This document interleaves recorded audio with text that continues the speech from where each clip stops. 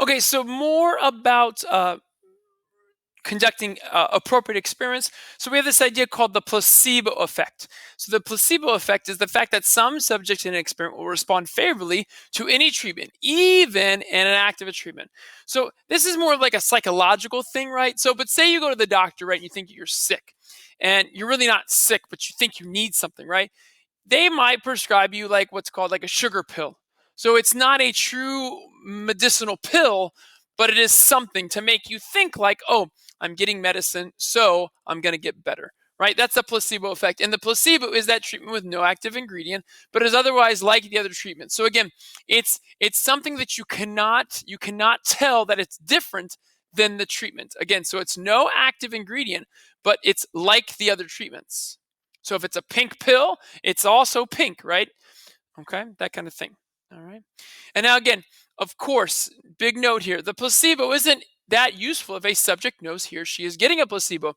If you tell them you just have a placebo, it's not really medicine, then why would they think they're getting better, right? You have to make them think they're getting better to see if it's really the medicine or if it's just like a mindset kind of thing, right? So, again, this would change the people's expectations. Okay, so this idea of placebo.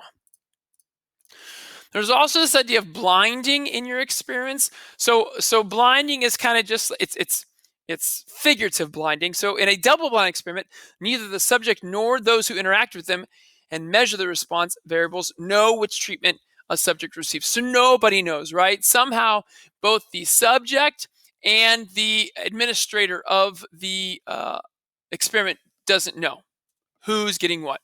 But in a single blind, only one of those groups doesn't know. So either the subjects don't know or the administrators don't know. Okay. Again, it just depends.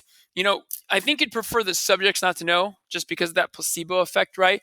But in terms of the administrators, if there is any interpretation or speculation when it comes to the results, you probably don't want them to know either.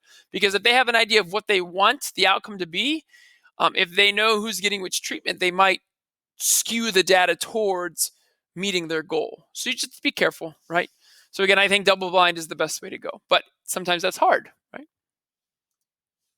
Okay, here we go. Example 3, do magnets repel pain? Early research showed that magnetic fields affected living tissues in humans. Some doctors have begun to use magnets to treat patients with chronic pain. Scientists wonder if this type of therapy really worked. That is, they designed a study to find out 50 patients with chronic pain were recruited for the study. A doctor identified a painful site on each patient and asked him or her to rate the pain on a scale of 0, mild pain, to 10, severe pain. Then the doctor selected a sealed envelope containing a magnet at random from a box with a mixture of active and inactive ingredients. The chosen magnet was applied to the site of pain for 45 minutes. After being treated, each patient was again asked to rate the level of pain from 0 to 10. In this experiment, the patient didn't know what type of magnet was being used. Explain why this is an important consideration. So, again, it's important for them not to know because of expectations. So, if the doctor said, hey, these magnets might work, and I knew that I got a magnet, then I would think, oh, I think I'm feeling a little bit better, right? I think it would change your expectations versus if the doctor said, magnets, they can help heal. We're going to give you a fake magnet. It's not going to do anything. Tell me if the pain gets better. Why would I think the pain's going to get better, right? I'm going to think it's going to stay the same or maybe even get worse, right? So in this, why is this an important consideration? So if the subjects know, if subjects know they are receiving an active ingredient. So this is a generic answer, but then in parentheses, I'll talk about what that active ingredient is. And the active ingredient this time is a real magnet, not a fake one. Researchers wouldn't know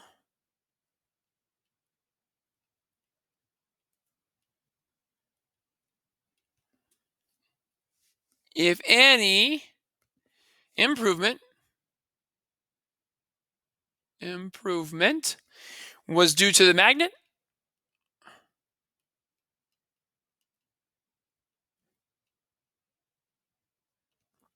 or the subject's expectations or the subject's